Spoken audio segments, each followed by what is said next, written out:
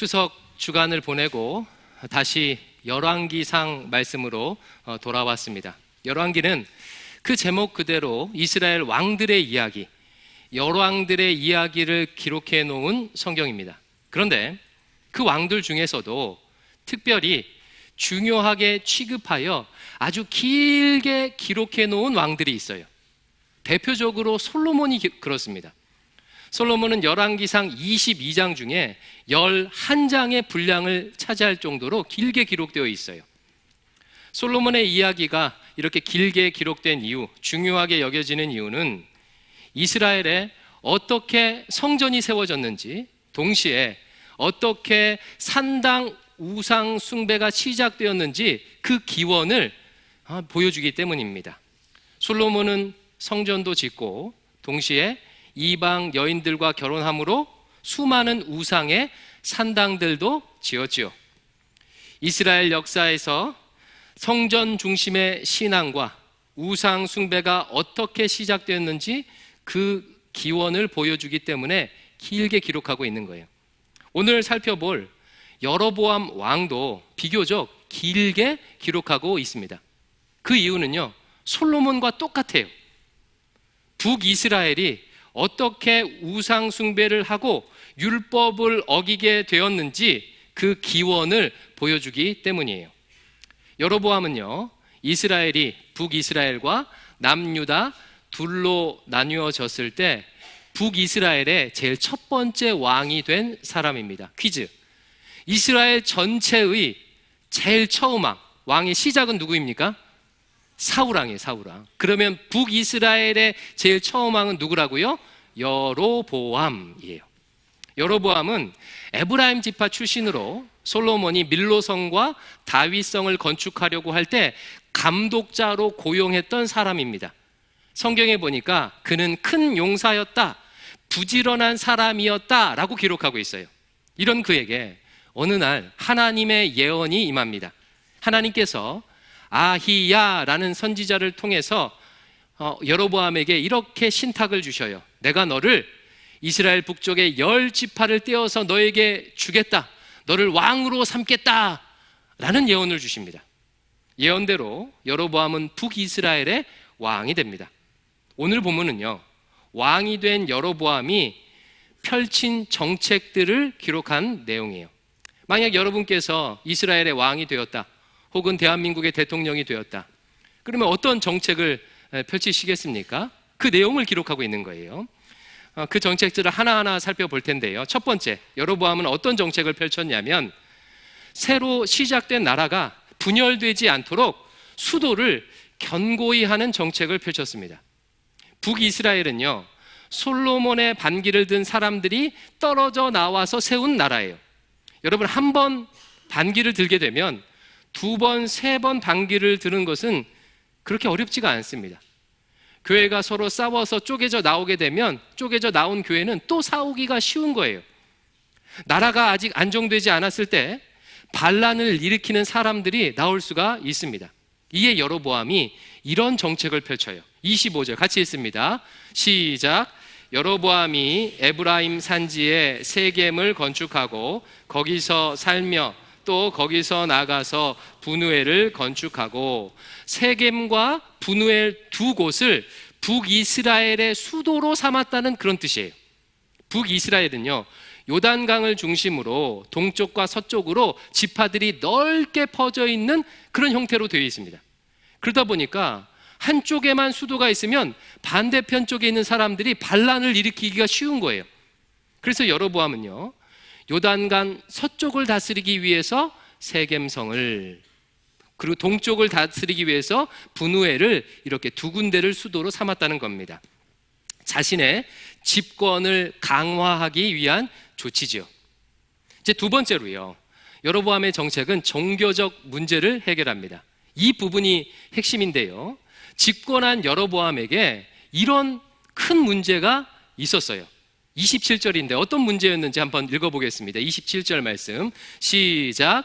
만일 이 백성이 예루살렘 있는 여호와의 성전에 제사를 드리고자 하여 올라가면 이 백성의 마음이 왕 그들의 주 르호보암에게로 돌아가서 나를 죽이고 유다의 왕 르호보암에게로 돌아가리로다 하고, 이런 걱정거리가 있었어요. 이런 뜻입니다. 이스라엘은 북이스라엘과 남유다로 갈라졌지만 우리처럼 뭐 중간에 철책이 있다거나 비무장지대가 있다거나 이런 게 아닙니다. 아무것도 없어요. 그냥 자유롭게 오고 갈 수 있는 그런 상황이에요. 그런데 남유다에 예루살렘 성전이 있었습니다. 이스라엘은요, 신명기 율법에 따라서 1년에 3차례 반드시 성전에 가서 제사를 드렸어야 했어요. 게다가 성인 남자는요, 모두 성전 세금을, 성전세를 바쳐야 했습니다.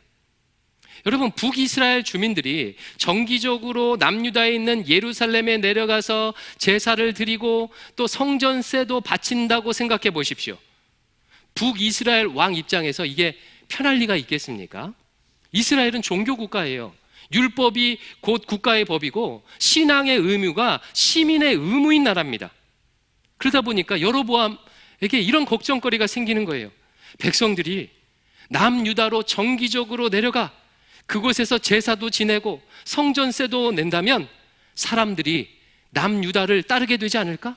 그래서 나를 몰아내지 않을까? 라고 염려했다는 것입니다. 이에 여로보암이 조치를 취해요. 어떻게 조치를 취하냐면 북이스라엘에도 제사 드릴 수 있는 제단을 만들려고 생각합니다. 근데 여러분 한번 생각해 보십시오. 여러분이 북이스라엘 사람이라면 이왕 제사를 드리러 갈 것 어디로 가서 제사를 드리시겠습니까? 앞으로 북이스라엘에 세워질 짝퉁 제단입니까? 아니면 원조 예루살렘 성전이겠습니까? 저라면요, 원조 예루살렘 성전에 가서 제사를 드리겠어요. 어차피 제사 드리는데. 예를 들어서 같은 돈, 같은 시간을 드린다면 원조 맛집에 가시겠습니까? 아니면 원조를 본딴 2호점, 3호점에 가시겠습니까? 당연히 원조 맛집이죠.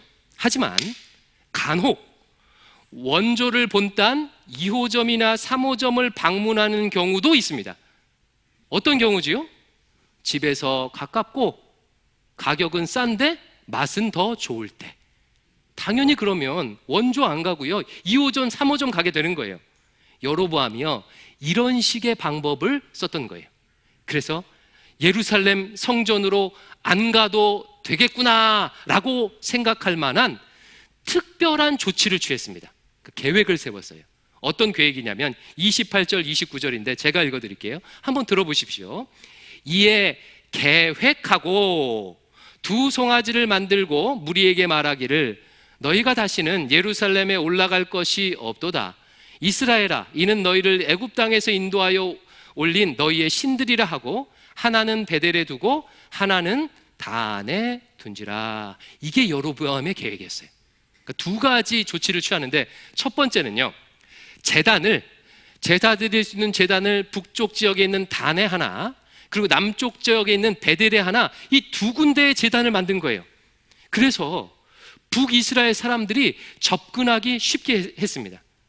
북이스라엘 북쪽 끝에서 예루살렘까지는요, 걸어서 200km 가까이 되는 거리예요.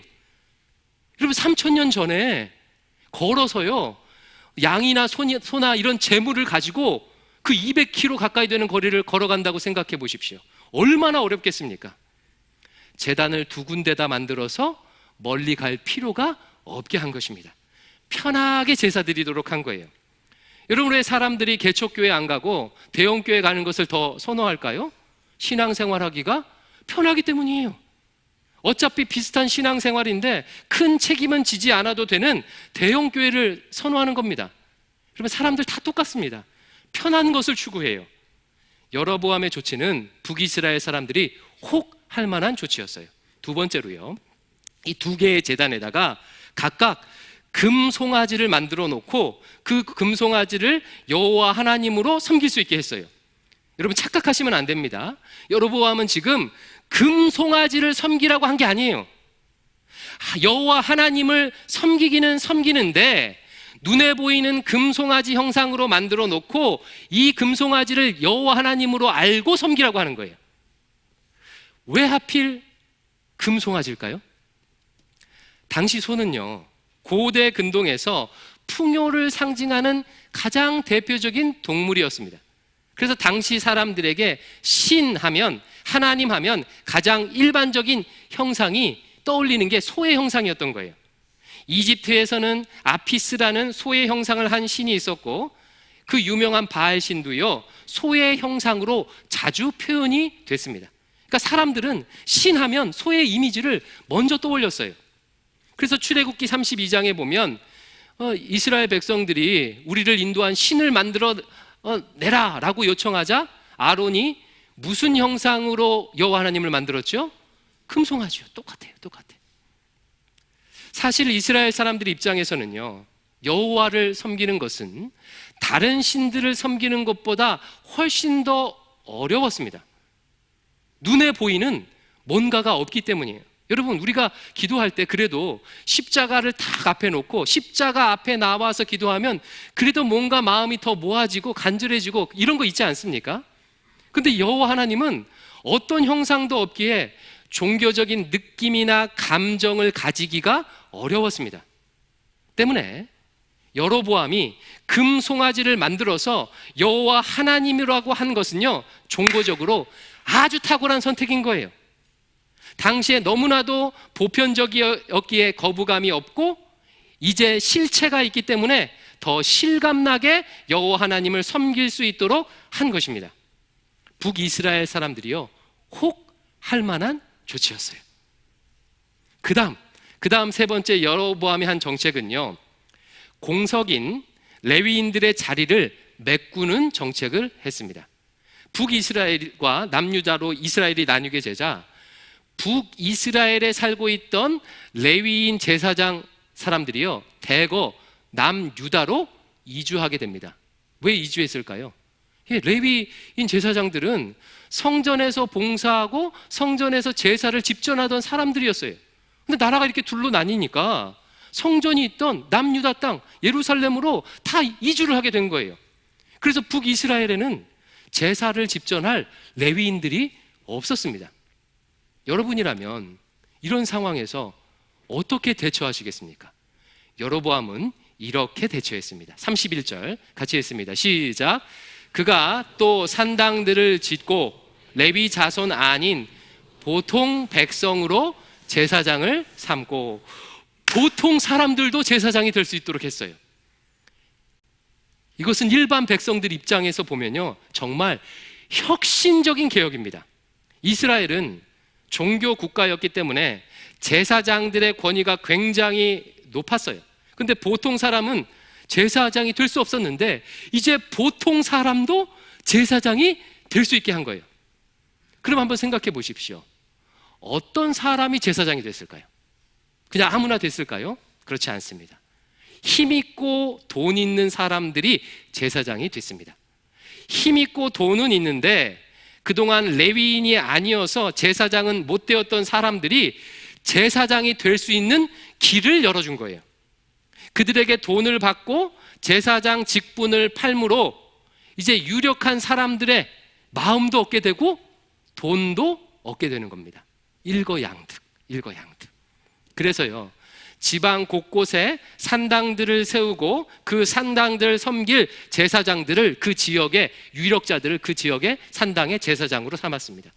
이제 백성들은요, 평상시에는요, 멀리 예루살렘으로 갈 필요가 없어요. 자기 집에서 가까운 산당에서 제사를 지내면 돼요. 그리고 특별한 절기에는 단이나 베델에 가서 제사를 지내면 됩니다. 엄청나게 편해진 거예요. 마지막으로 여로보암은요, 새로운 절기를 만들었습니다. 33절 제가 읽습니다. 그가 자기 마음대로 정한 달 곧 18째 달 15째 날로 이스라엘 자손을 위하여 절기로 정하고 베델에 쌓은 제단에 올라가서 분향하였더라. 원래 초막절은 7월 15일인데 8월 15일로 바꾸어 초막절을 지냈습니다. 여러분, 고대 시대에는요, 축제가 정말 중요합니다. 축제를 통해서 나라가 하나되는 그런 일들이 일어나는 거예요. 같은 날짜에 온 국민이 함께 축제를 지내면서 나라가 하나 됩니다. 우리도 이런 경험이 있지 않습니까? 아마 여러분 기억하실 거예요. 2002년 월드컵. 온 국민이 빨간 옷을 입고, 아마 태어나서 대한민국을 그렇게 많이 외쳐본 때는 없었을 것 같아요. 다들 그때요 애국심이 고취되었습니다. 여로보암은요 자신들만의 절기를 지킴으로 북이스라엘을 남유다와 구별하면서 자신들만의 하나됨을 추구할 수 있도록 이렇게 정책을 펼친 거예요. 여러분, 여기까지 이야기를 들어보니까 왕이 된 여로보암이 펼친 정책이 어떻게 여겨지십니까? 그냥 성경을 보면요, 아유 왜 이런 나쁜 놈이 있어, 이런 생각이 드는데, 이렇게 설명을 들어보니까 나름 머리를 썼네, 이런 생각이 들지 않아요? 저는요 이것을 보면서 여로보암 진짜 머리가 좋구나, 백성들이 뭘 원하는지 알고 있구나, 통할 수밖에 없도록 했구나 라는 생각이 들었습니다. 정치적으로만 보면요 정말 훌륭한 정책이에요. 수도를 2개를 만들어서 권력을 강화하고 백성들의 종교적 불편함을 해소하고 모두 하나 될 수 있도록 만든 아주 뛰어난 정책들을 펼친 거예요. 정치적으로만 보면요.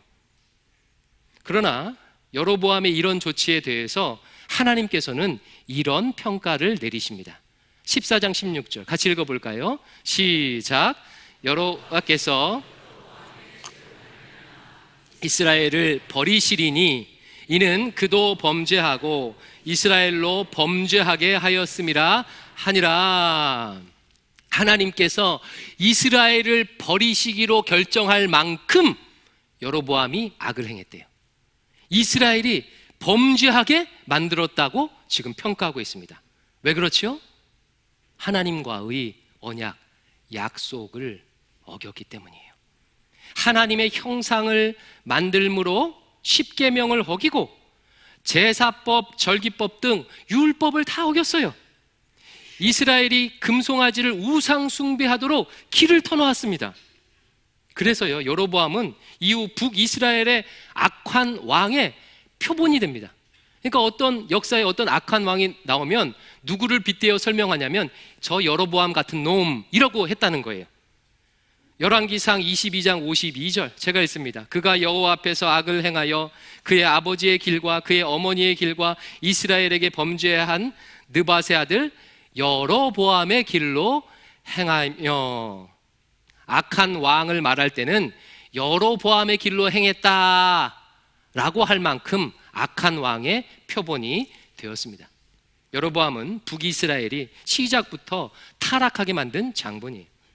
그러면 여로보암은 왜 하나님의 율법을 이렇게 대놓고 어겼을까요?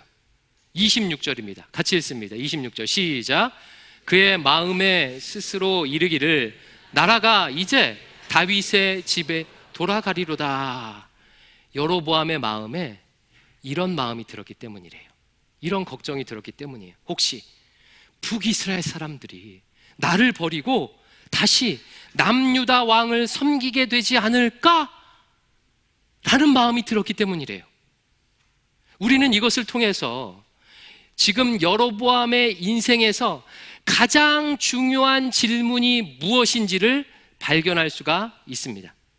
지금 여로보암 인생에서 여로보암에게 가장 중요한 인생 질문은 어떻게 하면 내 왕위를 견고하게 할 수 있을까인 거예요.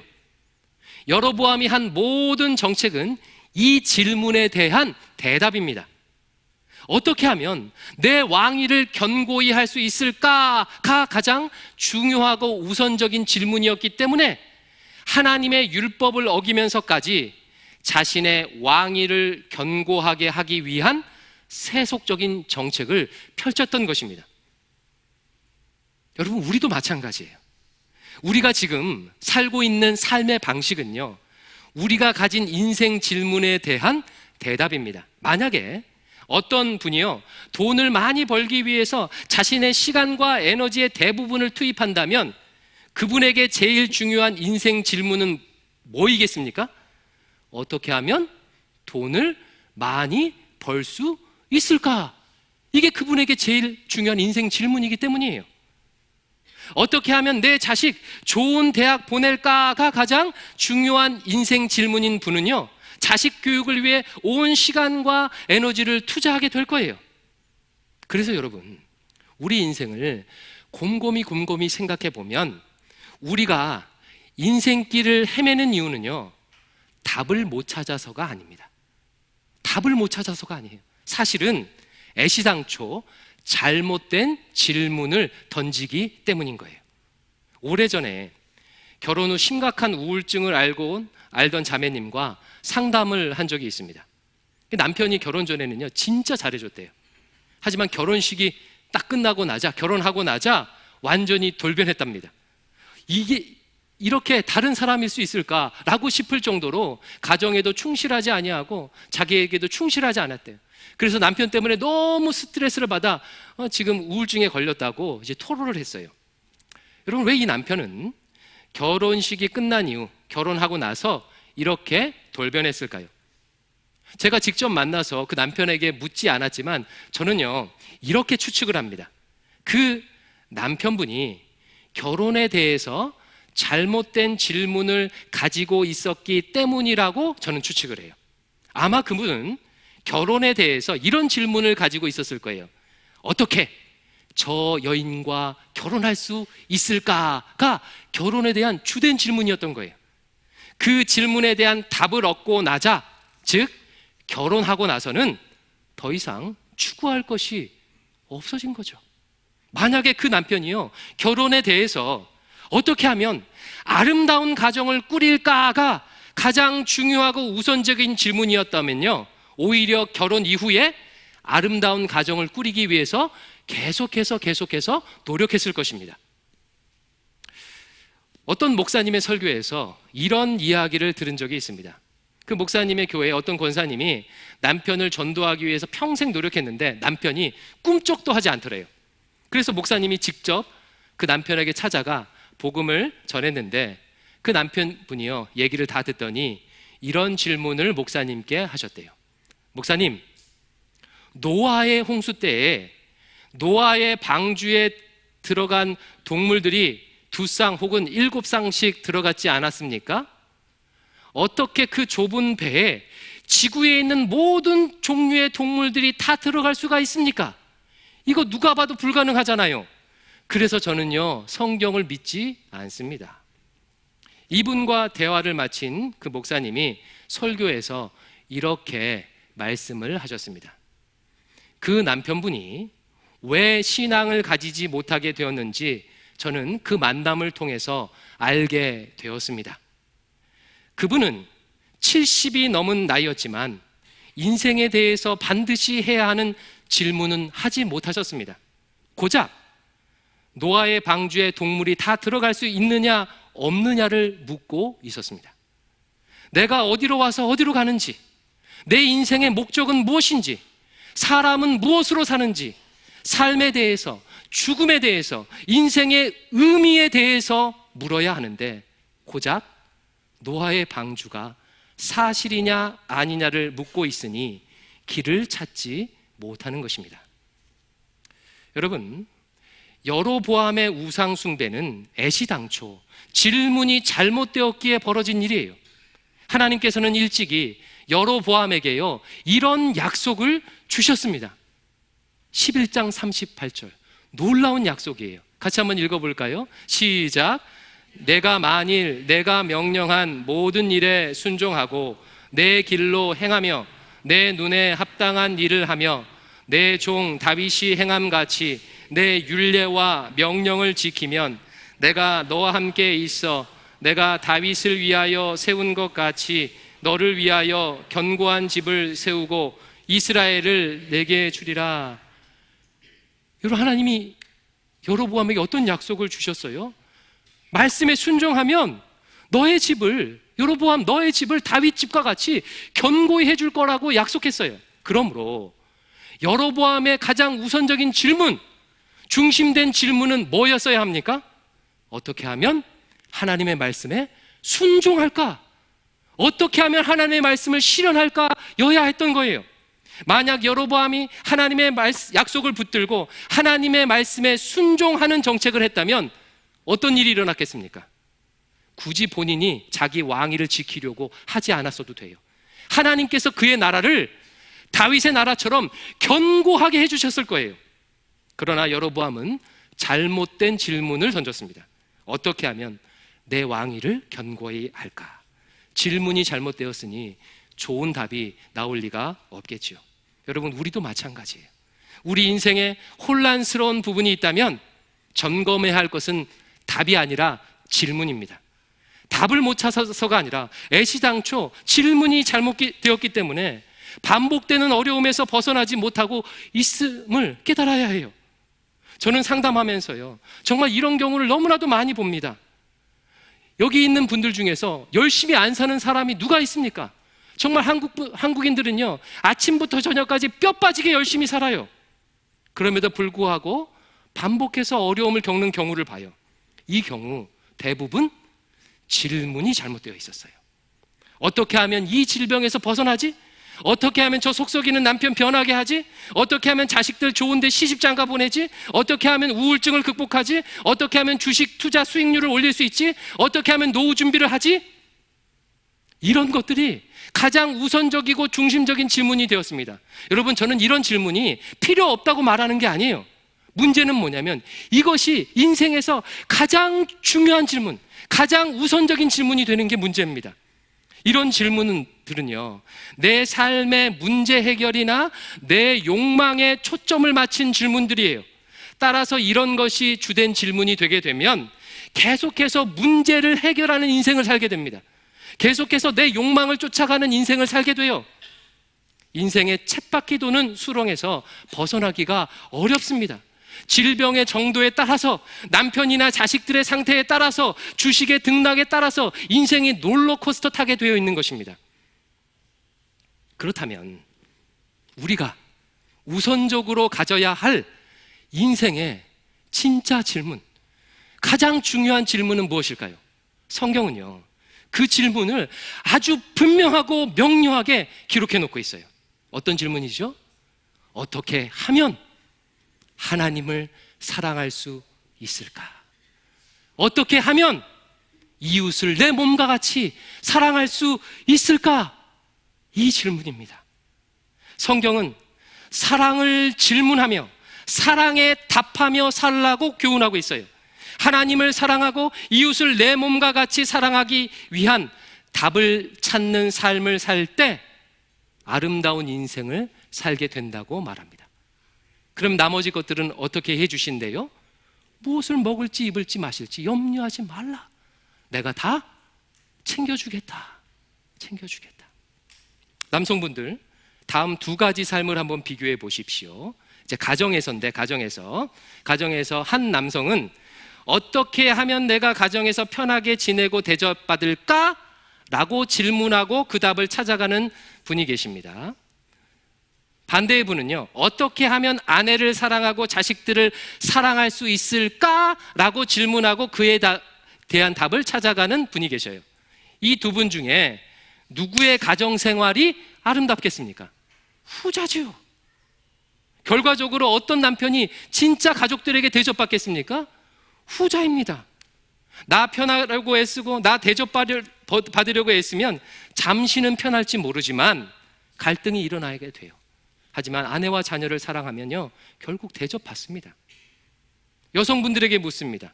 어떻게 하면 자식 잘 되게 할까? 질문하고 그에 대한 답을 찾는 삶과 어떻게 하면 자식들을 하나님의 말씀대로 사랑할까? 질문하고 답을 찾는 삶 중에서 어떤 엄마가 자식을 잘 키우겠습니까? 후자예요. 하나님께서 그 자녀 잘 되게 해주실 것입니다. 사랑하는 성도 여러분, 어떤 인생 질문을 가지고 살고 계십니까? 무엇이 여러분에게 가장 중요한 질문입니까? 혹시 내 삶에 무엇인가가 꼬여 있다면 내가 어떤 질문을 우선적으로 하며 살고 있는지 질문을 점검해 보시기 바랍니다. 좋은 질문이 아름다운 인생을 만드는 거예요. 어떻게 하면 하나님을 사랑하고 어떻게 하면 이웃을 사랑할까를 질문하십시오. 어떻게 하면 가정에서, 직장에서, 교회에서 하나님을 기쁘시게 할까를 질문하고 사십시오. 그러면 그에 맞는 답을 찾게 될 것이고 그 인생은 아름다워지게 될 것입니다. 좋은 인생 질문으로 아름다운 삶을 만들어 나가시기를 축원합니다. 기도하겠습니다. 아버지 하나님, 우리가 무엇을 꿈꾸고 무엇을 질문하며 살아야 하는지 이 시간 말씀을 통해서 깨닫게 해주시니 감사합니다. 마땅히 해야 할 질문, 사랑을 질문하고 사랑의 답을 찾아가는 저희들 되게 하여 주시옵소서. 하나님께서 우리를 사랑하신 것처럼 사랑하는 아름다운 인생을 살게 하여 주시옵소서. 예수님 이름으로 기도합니다. 아멘.